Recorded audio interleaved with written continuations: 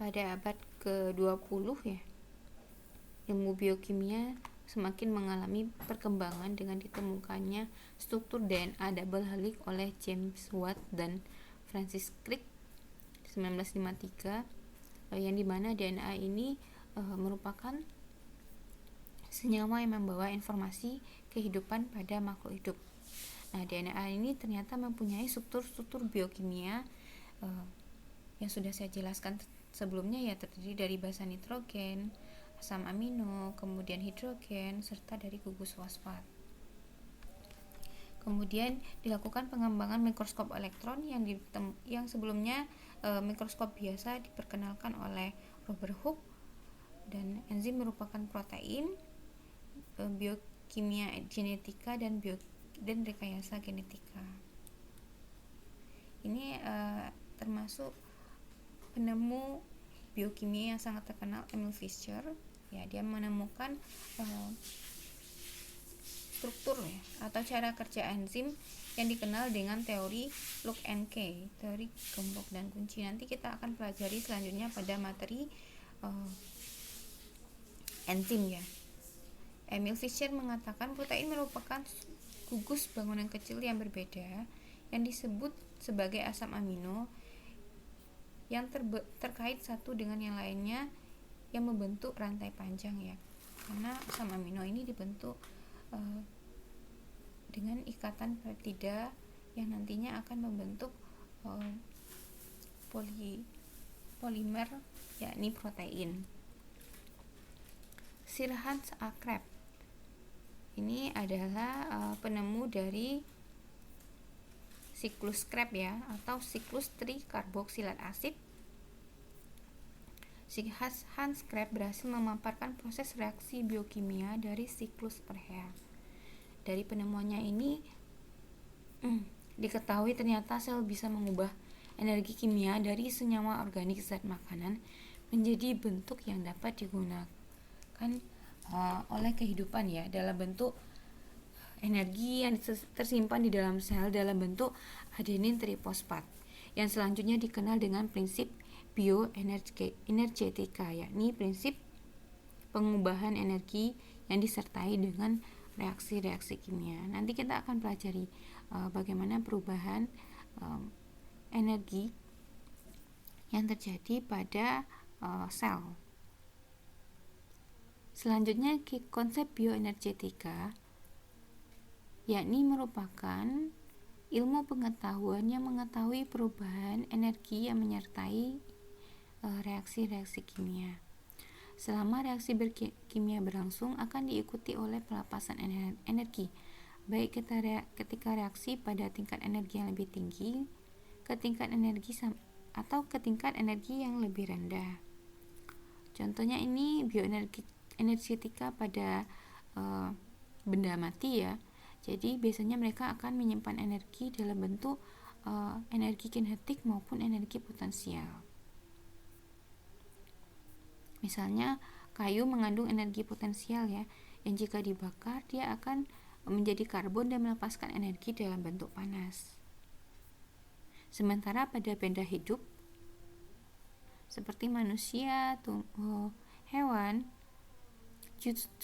justru membutuhkan energi untuk kelangsungan hidupnya. Ini contohnya pada tumbuhan membutuhkan cahaya untuk memperoleh energi melalui proses fotosintesis ya.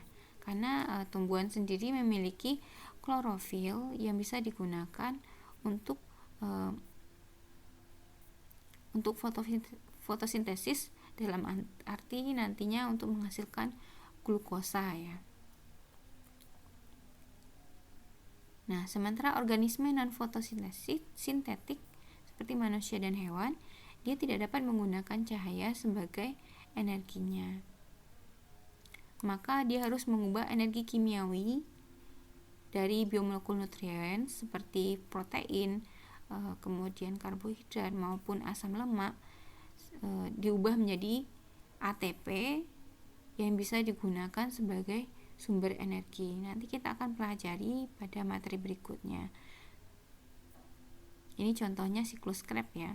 Siklus Krebs nanti dia akan menghasilkan energi dalam bentuk adenin trifosfat. Ini ada ATP-nya yang warna kuning.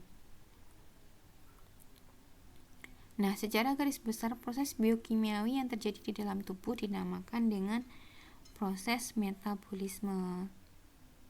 Jadi metabolisme ini adalah reaksi-reaksi kimia yang terjadi di dalam tubuh makhluk hidup.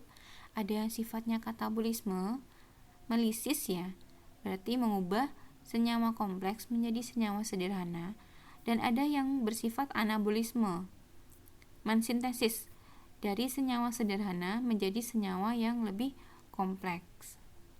Ini nanti kita akan pelajari pada pertemuan berikutnya. Contohnya ini ya. Reaksi katabolisme ini dia bersifat eksergonik, artinya melepaskan energi. Sementara reaksi anabolisme dia sifatnya akan menggunakan energi. Ini contoh reaksi eksergonik itu katabolisme ya, mengubah karbohidrat, lemak, serta protein menjadi energi dan produk lainnya. Sementara reaksi endergonik, contohnya anabolisme, dia akan mengubah senyawa sederhana, asam amino, sugar, fatty acid, nitrogen menjadi senyawa yang lebih molekul lebih besar seperti protein, polisakarida, lipid, dan nukleat asid. Ini jalur bersama metabolisme. Jadi baik asam amino, karbohidrat, dan asam lemak semua nanti akan memasuki proses trikarboksilat asid sampai tahap akhir pada proses transfer elektron yang nanti akan pada akhir tahapan ini akan diubah menjadi energi dalam bentuk ATP. Nah, apa saja yang akan kita pelajari pada materi biokimia ini? Untuk materi sebelum semester kita akan fokus kepada biokimia secara umum. Misalnya biokimia, sejarah biokimia, fisika kimia air, ikatan kimia, tipe sel, metabolisme protein, lipid, dan karbohidrat. Sementara setelah UTS, kita akan fokus kepada biokimia darah. Contohnya ada asam nukleat, sifat fisikokimia darah, morfologi eritrosit, hemoglobin, leukosit, dan trombosit, fungsi albumin dan globulin serum, plasma dan serum, serta hemostatis, merupakan proses pengendalian pendarahan. Sekian dari saya. Jika ada pertanyaan silakan bisa langsung ditanyakan. Assalamualaikum warahmatullahi wabarakatuh.